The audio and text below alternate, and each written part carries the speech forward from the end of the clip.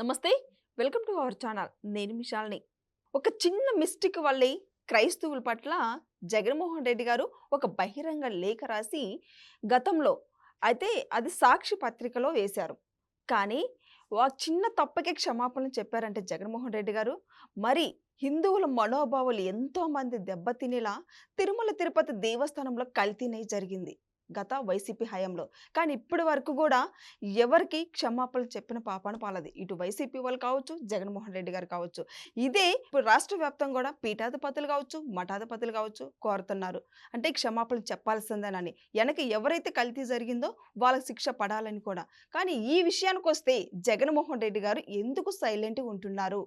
దీని మీద పూర్తిగా విశ్లేషించడానికి మనతో పాటు స్టూడియోలో ఉన్నారు. సీనియర్ జర్నలిస్ట్ దుర్గకుమార్ గారు ఉన్నారు. వారిని అడిగి విషయాలను తెలుసుకునే ప్రయత్నం చేద్దాం. నమస్కారం సార్. నమస్తే అమ్మ శాలిని, మన వీక్షకులు కూడా. సార్, నిజంగా చూసుకుంటే శాసన మండలిలో కూడా ఇదే చర్చ జరుగుతుంది. అయితే ఇటు వైసీపీ ఎమ్మెల్సీలతో కావచ్చు, మొన్న అచ్చెన్నాయుడు కూడా దీని గురించే ప్రస్తావిస్తూ మాట్లాడుతూ వచ్చారు. కానీ వైసీపీ ఎమ్మెల్సీలు అయితే సమాధానం కూడా చెప్పలేదు. జగన్మోహన్ రెడ్డి గారు క్రైస్తవుల పట్ల అయితే క్షమాపణలు చెప్పారు, ఒక చిన్న మిస్టేక్ వల్లే. కానీ ఇంతమంది కోట్లాది మంది భక్తుల మనోభావాలు దెబ్బతినేలా కల్తీనయ్యి జరిగింది. కానీ ఈ విషయానికి వస్తే జగన్మోహన్ రెడ్డి గారు ఎందుకు సైలెంట్‌గా ఉంటున్నారు సార్? ఏం చెప్తారు సార్? ఒక దురదృష్టకరమైన సంఘటనగా చెప్పాలంటే, ఇది ఇంతవరకు టీటీడీ కొన్ని వందల ఏళ్ల చరిత్రలో ఎప్పుడూ జరగనటువంటి అపచారం జరిగింది. దీనికి మతాలకు అతీతంగా స్పందించారు ప్రజలు. ఈవెన్ మైనారిటీ వర్గాలకు చెందిన వాళ్ళు కూడా ఇది తప్పు అని వాళ్ళు చెబుతున్నారు. ఏ మతానికైనా అపచారం జరిగితే దాన్ని ఎవరైనా ఖండించాల్సిందే. మేము అంతే తప్ప ఇతర మతాల్లో జరిగింది మాకు సంబంధం లేదనే మాట మేము అనం. మేము కూడా సంఘీభావం చెబుతాము. దాని పట్ల సానుభూతి మాకుంది. ఏ ఇతర పట్ల మతాల పట్ల కూడా మాకు అన్ని మతాల పట్ల గౌరవం ఉందని చెప్పారు. అది కరెక్ట్ మాట. అన్ని మతాల పట్ల అందరికీ గౌరవం ఉండాలి. భారతదేశం అనేది ఒక్క మతంతోనే లేదు. అన్ని మతాలకి సమాన హక్కులు ఉన్నాయి. ఇక్కడ ఎవరు ఏ మతమైనా ఆచరించవచ్చు. ఆ మతాన్ని దేవుడిని ప్రార్థించుకోవచ్చు. ఆ మత ప్రార్థనాలయాలకు వెళ్ళొచ్చు. ఆ మతానికి సంబంధించిన అంశాల మీద కూడా బహిరంగంగా మాట్లాడుకోవచ్చు. కానీ ఇతర మతాలని ద్వేషించకూడదు. ఇతర మతాల వాళ్ళ సంస్థలని అపచార పనులు చేయకూడదు. ఒకవేళ అటువంటిది ఏదైనా జరిగితే దాన్ని ఉన్నతంగా తీసుకుని దాన్ని అన్నట్టు క్షమాపణ చెప్పాలి. అంతే తప్ప మేము ఒక మతం పట్ల జరిగిన అపచారానికి క్షమాపణ చెబుతాం, కానీ అదే అత్యధికులు ఉండే మతం పట్ల అపచారం జరిగినా మేము క్షమాపణ చెప్పము, మేము భీష్మించి కూర్చుంటాము, మేము ఇలాగే మొండివాదం చేస్తాము అనే భావన ఇవాళ కలుగుతుంది. అది ఇవాళ కౌన్సిల్లో కూడా ప్రతిస్పందించింది. అది కౌన్సిల్లో అచ్చెన్నాయుడు గారు డైరెక్ట్గా ఇవాళ చైర్మన్ స్థానంలో ఉన్న మోషన్ రాజు గారిని అడిగాడు, మీరు ఇలా పక్షపాత ధోరణిలో వ్యవహరించడానికి కారణం శాసన మండలిలో మీ అధినాయకుడు జగన్మోహన్ రెడ్డి, మీ పార్టీ అధ్యక్షుడు క్రైస్తవుడు, మీరు కూడా క్రైస్తవులు కాబట్టే మీరు ఇలా వ్యవహరిస్తున్నారు. తిరుపతి లడ్డూ అపచారం గురించి వైఎస్ఆర్సీపీ సభ్యులు చర్చ కావాలి అని పట్టుబట్టి ఇవాళ మేము తీరా దాని గురించి పట్టుబడుతుంటే వాళ్ళు వేరే అంశాలను ప్రస్తావిస్తుంటే మీరు అనుమతిస్తున్నారు. మేము దాని మీద వివరణ ఇవ్వటానికే వచ్చాము, మేము అన్ని విషయాలు చెబుతాము అంటే దాన్ని జరగనివ్వకుండా వాళ్ళు అడ్డుపడుతున్నారు, వాళ్ళని మీరు కాపాడుతున్నారు అని ఆయన సరాసరి అన్నాడు. అంటే కూడా ఆయన మీరు ఉపసంహరించుకోవాలి, నేను క్రైస్తవుడిని కాదు అన్నాడు. క్రైస్తవుడిని కాదు అని ఆయన చెప్పడం తప్పు. ఎందుకంటే మీరు ఆ మాట ఉపసంహరించుకోమంటే అది వేరే మాట. కానీ నేను ఆ మతస్థుడిని కాదు అన్న తర్వాత ఇవాళ సోషల్ మీడియాలో పుంకాలుగా మోషన్ రాజు గారు క్రైస్తవ మతం యేసుక్రీస్తు గురించి చర్చిల దగ్గర మాట్లాడుతున్నాయి, ఆయన చేస్తున్నటువంటి ఉపన్యాసాలు వస్తున్నాయి. ఆయన క్రైస్తవుడు కాబట్టి అవి వస్తాయి, అది తప్పులేదు. కానీ నిన్న ఆయన ఆ విషయాన్ని అనవసరంగా తప్పుదోవ పట్టించాడు. అవును, నేను క్రైస్తవుడినే, అయినా కూడా నేను ఎవరిని కూడా సమర్థించను, అందరి పట్ల సంభావంతో వ్యవహరిస్తానని ఒక ప్రకటన చేస్తే చాలు, సభలో సర్దుమణిగేది అంశం. అట్లాగే వ్యవహరించి ఉండాల్సింది. సభ్యులు ఎవరన్నా కనుక సభ నియమాలకు ఉల్లంఘనగా కనుక వ్యవహరిస్తే వాళ్ళని సస్పెండ్ చేస్తున్నా అని ప్రకటించవచ్చు. అలాగే ఇన్ని రోజుల నుంచి వైఎస్ఆర్సీపీ సభ్యులు డిమాండ్ చేస్తున్నారు కాబట్టి అపచారం లడ్డూ కల్తీ మీద చర్చను నేను ఎలవ్ చేస్తున్నాను, అనుమతిస్తున్నాను, దాని మీద వివరాలు ప్రకటించమని మంత్రులను అడగవచ్చు. అట్లా కాకుండా వాళ్ళు అడిగేది ఒకటి, తీరా చెప్పే టైంకి అడ్డుపడుతుంటే మరి నిన్న పయ్యావులు కేశవ్ గారి మీద దాడికి వెళ్ళారు. అంతకుముందు బీజేపీ పూర్వ రాష్ట్ర అధ్యక్షుడు సోమరాజు గారి మీద వెళ్ళారు. తర్వాత అదేమంటే బాయ్కాట్ చేస్తున్నారు. చర్చించడానికి అధికార పార్టీ కూటమి ప్రభుత్వం భయపడుతుంది లడ్డూ కల్తీ మీద చర్చించాలని వాళ్ళు కోరుతుంటే వాళ్ళు డేట్లు కూడా చెప్పారు. 5 నుంచి 9 లోపల మేము ఎప్పుడైనా మేము సిద్ధంగా ఉన్నాం అని కూడా చెప్పారు.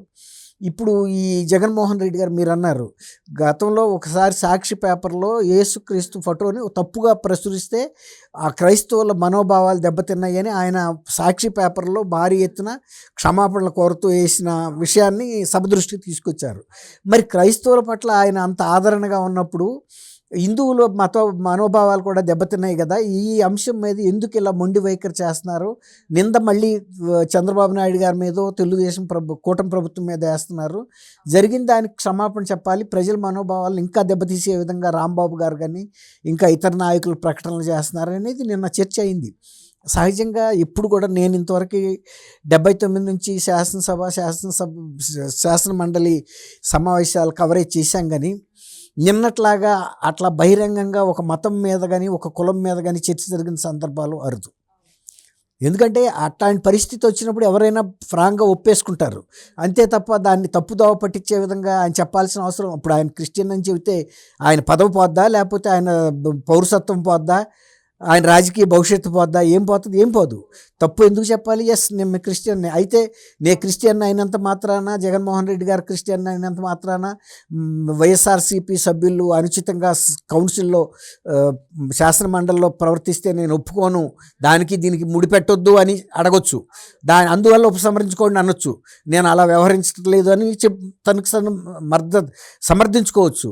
అంతేగాని నేను క్రిస్టియన్నే కాదని బ్లెటెంట్గా అబద్ధం చెప్పడం అనేది కరెక్ట్ కాదు. ఎందుకు ఆయన స్థాయికి ఇప్పుడు ఇవాళ పుంకాలుగా సోషల్ మీడియాలో వస్తున్న దాన్ని ఆయన కాదని అనగలడా? అది ఏమన్నా డీప్ ఫేక్ మొన్న బిఆర్ నాయుడు గారి అప్రదిష్ట పాలు చేసేందుకు చేసిన ఏఐ ఆర్టిఫిషియల్ ఇంటెలిజెన్స్తో చేసిన వీడియోలు కాదు, డీప్ ఫేక్ వీడియోలు అంతకన్నా కాదు. ఆయన ఒకవేళ అయితే కనుక చెప్పండి, ఫోరెన్సిక్ ల్యాబ్కు పంపమని ఛాలెంజ్ చేయండి. ఎవరైతే ఆ పోస్టులు చేశారో మీది కాకపోతే కనుక వాళ్ళ మీద చైర్మన్గా, కౌన్సిల్ చైర్మన్గా మీరు ఫిర్యాదు చేయండి, చేసి ఛాలెంజ్ చేయండి. నాది కాదు అయ్యి, నేను మాట్లాడలేదు ఆ మాటలో, కేసు బుక్ చేయమని అడగండి. కానీ అట్లా ఆయనకు అవసరం లేదు. మరి ఎందుకు నిన్న చిన్న సందర్భాన్ని తప్పించుకోవటం కోసం ఇంకా పెద్ద సమస్యని సృష్టించుకున్నట్టు అయింది కదా? లేకపోతే అవి ఒప్పుకుంటే ఏముంది? ఇప్పుడు జగన్మోహన్ రెడ్డి గారు 4 గోడల మధ్యలో చదువుతానను బైబిల్ అని చెప్పాడు.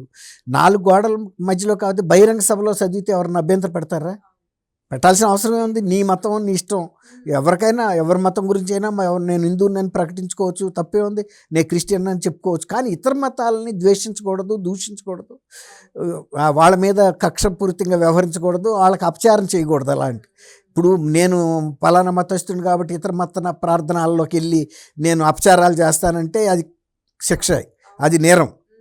అది ఇప్పుడు ఆయన జగన్మోహన్ రెడ్డి గారు కూడా ఆయన ప్రభుత్వంలో జరిగినప్పుడు అందులో వాళ్ళ సొంత బాబాయి ఆయనకి అత్యంత దగ్గరైన కరుణాకర్ రెడ్డి టైంలో జరిగింది. నువ్వు నియమించింది, నువ్వు నైతికంగా నువ్వు బాధ్యత వహించాలి. ఒక రకంగా టీటీడీ కూడా అంతర్భాగమే దీంట్లో. అందుకే కదా ఇవాళ చంద్రబాబు నాయుడు గారిని టార్గెట్ చేయటం కోసం బిఆర్ నాయుడు గారికి సంబంధించి ఫేక్ వీడియోలు విడుదల చేసి, అంటే దృష్టి మళ్లించడానికి, ఈ అపచారం నుంచి దృష్టి మళ్లించడానికి అనేక ప్రయత్నాల్లో భాగంగా ఇప్పుడు చైర్మన్గా కొత్తగా నియమితమైనటువంటి బిఆర్ నాయుడు గారు వీళ్ళు చేసిన కుంభకోణాలు బయట పెడుతున్నాడు, వాటిని సరి చేస్తున్నాడు. కాబట్టి ఆయన కూడా తీసేయమని చేయటం కోసం ఆయన మీద ఇచ్చేశారు. అవన్నీ ఫేక్ అని తేలిపోయింది. దాని వలన వైఎస్ఆర్సీపీ ప్రతిష్ట ఇంకా దెబ్బతింది. వాస్తవాలైతే బిఆర్ నాయుడు గారికి సానుభూతి దొరకదు. కానీ అవన్నీ కూడా ఆర్టిఫిషియల్ ఇంటెలిజెన్స్తోనూ డీప్ ఫేక్ వీడియోలు అనేది చెప్తా ఉన్నాయి. గతంలో 5 సంవత్సరాల జగన్మోహన్ రెడ్డి గారు తిరుమల తిరుపతి దేవస్థానం స్వామివారికి పట్టు వస్త్రాలు సమర్పించే టైంలో సతీ సమేతంగా వెళ్ళి స్వామివారికి పట్టు వస్త్రాలు సమర్పిస్తారు. కానీ జగన్మోహన్ రెడ్డి గారు ఒక్కరే వెళ్ళారు అని ఇది కూడా ఒకటి సోషల్ మీడియా మొత్తం ఇదే టాక్ అవుతుంది. అది వాస్తవం కూడా కదా. ఇప్పుడు ఆయన ఎప్పుడు వెళ్ళలేదు, కానీ విడిగా టైంలో ఎప్పుడన్నా ఇద్దరు కలిసి దంపతులు ఇద్దరు వెళ్ళి దర్శనం చేయించుకున్న సందర్భం ఉందా? చేసుకుని లేదు. అదే అన్న వాళ్ళు చేసిన దీనికి తప్పు అని కూడా మనం అనలేము. వాళ్ళకి ఆ మతం మీద విశ్వాసం లేదు. అందుకే ఆయన డిక్లరేషన్ మీద నేను స్వామివారిని శ్రీవారిని విశ్వసిస్తున్నానని రాయకుండానే వెళ్ళి దర్శనం చేసుకున్నాడు. ముఖ్యమంత్రి కాబట్టి అలౌ చేశారు. ఇప్పుడు చేయరు. ఎందుకు చేయరు అంటే నువ్వు అన్ని మతస్థుడు కాబట్టి డిక్లరేషన్ మీద సంతకం పెట్టి వెళ్ళాల్సి వస్తుంది. అది అన్నమాట. కాబట్టి ఇప్పుడు మతంలో వేరే మతస్థుడు అయితే తప్పేం కాదు, కానీ ఆయన పాటించకపోవటం అనేది ఎవరికైనా అభ్యంతరకరం. అదే చెప్పు, నేను క్రిస్టియన్ కాబట్టి నా భార్య రాదు, నేనే వెళ్ళాను, ఓకే వెళ్ళావు, దానికి కూడా ఎవరేం కాదంటలా. ఇప్పుడు నువ్వు అన్నట్టు పీఠాధిపతులు కానీ మఠాధిపతులు కానీ అందరూ కూడా క్షమాపణ అడుగుతున్నారు. ఎందుకంటే ఫస్ట్లో వాళ్ళు అడగల, ఇది నిజమో అబద్ధం అనేది కొంత అనుమానాలు ఉన్నాయి. ఇప్పుడు అనుమానాలన్నీ తీరిపోయినాయి కాబట్టి ఇది ఉద్దేశపూర్వకంగానే వైఎస్ఆర్సీపీ ప్రభుత్వం చేసింది అని నమ్ముతున్నారు కాబట్టి అడిగారు. ఒకవేళ చెప్తే చెప్పు, చెప్పకపోతే ప్రజలు తీర్పు ఎలా ఇవ్వాలో ఇస్తారు వాళ్ళు. కాబట్టి ప్రజలు మనసులో ఉంది జరిగిన అపచారం తప్పు అని. వాళ్ళు తగిన సందర్భం మొన్న 2024లో ఎట్లాంటి తీర్పు అయితే ఇచ్చారో 29లో కూడా నీకు తగిన సమాధానం వాళ్ళే చెప్తారు ప్రజలు. Thank you sir. Thank you మషాల్ని మనం